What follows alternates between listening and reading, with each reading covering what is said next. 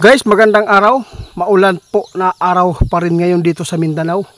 Saan man po kayo sulok ng mundo, mag-ingat po tayong lahat dahil po ay hindi na po talaga maganda ang ating panahon. Lalo na sa kalamidad ngayon ay laging nandyan, no? Ngayon po kasama natin si kaibigan natin Windy. Galing po ito sila sa kanilang kaharian. Meron po silang balita na naman. Sana po ay maganda ito na ipaabot sa atin para naman po hindi po madagdagan yung mga suliranin po natin na hinaharap. Kaya kaibigan, magandang araw. Ano man yan kaibigan? Hindi po ba yan masamang balita para sa lahat? Ay naku po. Totoo yan kaibigan. Si Linyo ngayon nagpapaabot sa lahat. Ngayon guys, sinabi po niya ngayon alam mo itiit yung hinulaan po namin na pinapaabot sa inyo nangyayari.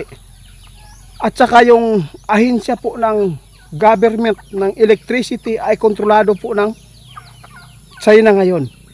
Lalo na mayroon po silang nakuha na bago lang guys, no? Unti-unting nabubuko. Kapag ito ay mabubuko pa ang mga gagawin pa ng mga taga-China dito sa atin guys, dito niyo malalaman kung gaano kahudas yung tao, kung bakit po sila nakapasok sa atin. Dahil po sa namumuno noong nagdaan, iwan ko lang po ngayon, hindi pa natin alam guys, baka meron pa silang galamay po ngayon na tumatanggap po ng pira. Si kaibigan po natin Windy, meron po kinatatakutan dahil po pwede tayo mag-shutdown po yung Pilipinas. Saka gagawan po ng kapwa nating Pilipino na siya po yung nagbigay po ng pahintulot dito para po tayo ay mapapahamak. Naku po, ito na po talaga yung kinatatakutan po ng mamamayang Pilipino na mangyayari. Yung China po talaga ang pinaka tidli na kalaban, kaibigan. Naku po, hindi po daw hihinto yung sabi ng ating kaibigan, hindi po daw hihinto yung China ngayon. Kaibigan. Ha? Totoo po ito? Paktay na, paano na lang yan? Bakit po nila napasok? Diyos ko. Noon, ipinapaabot ng ating kaibigan tungkol po sa lason na idaan po sa China, no? Grabe. Sa hangin po nila ipadaan, guys. Nakakatakot ito. Pero hindi pa daw natugunan, sabi ng ating kaibigan, kasi po nahihirapan sila kung paano po sumabay po yung hangin. No? Baka po natakot po ang China po ngayon kung subukan po nila ngayon, baka po ay bumalik sa kanila, paano na lang sila, di ba? Ngayon po natuklasan po ng ating kaibigan, at hindi lang po natuklasan po ng ating kaibigan, kundi mayroon na nakatuklas dito guys, no? Maraming spy dito sa ating bansa. Ipaabot po natin kaibigan kung bakit po nakapasok sila, bakit po nakontrol po nila yung ahensya ng electricity at saka yung pati pa computer guys, no? Parang ginawa na nilang remote yung Pilipinas ngayon guys. Kung pwede tayong mag-shutdown, nakakaawa po talaga yung Pilipinas. Tama kaibigan. Dahil sa taong nga hakog ganito yung ating bansa. Kaya lagi tayong binubuli dahil po sa kanilang mga naiwang mga utang. At saka meron pa, nakapasok pa yung China sa atin. Kontrolado po nila yung mga galaw po ng namumuno dito sa atin. Pati pa computerized guys, nakuha pa nila guys, nakontrol pa nila. At saka pwede nilang i-shoot down lahat guys. Lahat po ng mga plano natin, alam po ng China. Kung ano man po yung nakapasok po doon sa, napaingkod po doon sa computer, pwede po nila na magalaw ito dahil po ay kontrolado tayo.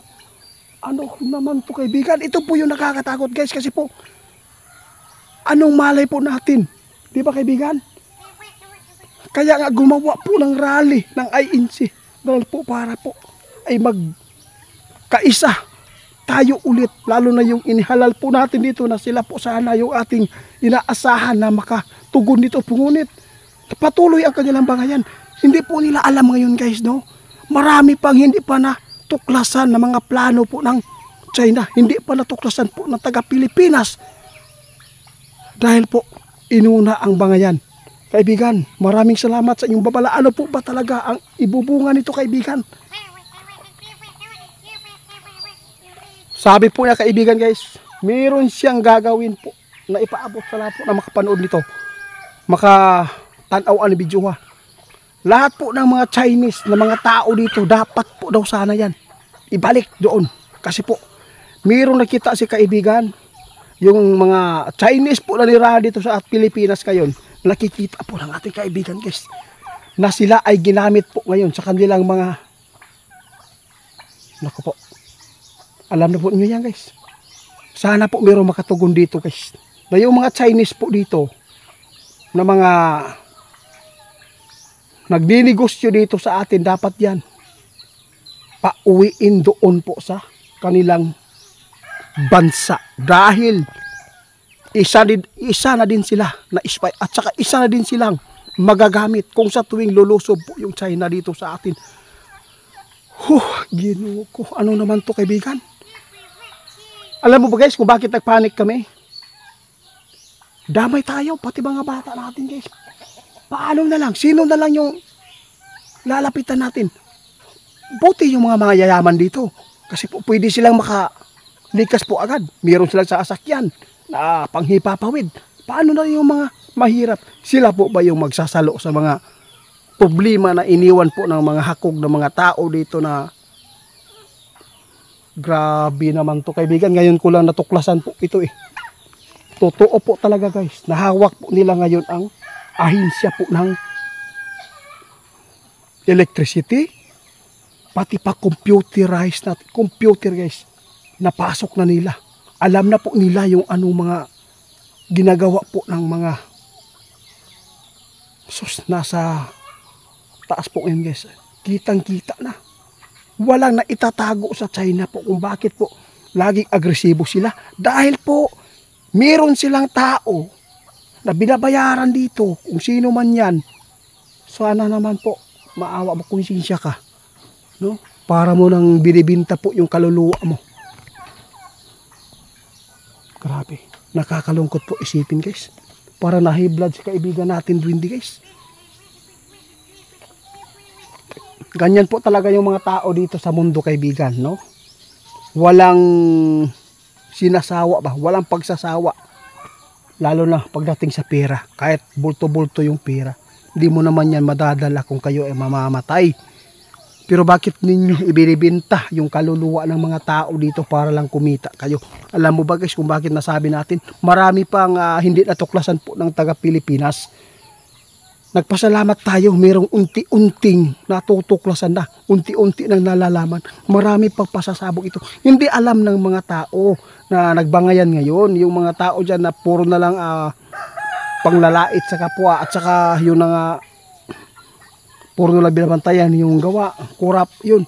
Kaya nagrally ang ANC kasi po nakikita nila na mayroon pong kalaban po na haharapin po natin na pagsubok na pinakamalaki. Yung China po talaga hanggang ngayon nagpapatuloy ang kanilang ginagawang kabulastugan na hindi po maganda para sa Pilipino.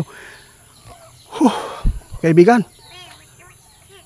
huwag ka mag-alala kaibigan, ganito po talaga kung yung mga tao na hindi po kasi sabi po ng iba, okay lang yan, ito, bayaan natin sila, huwag ka nang makisali dyan, wala ka namang karapatan dyan.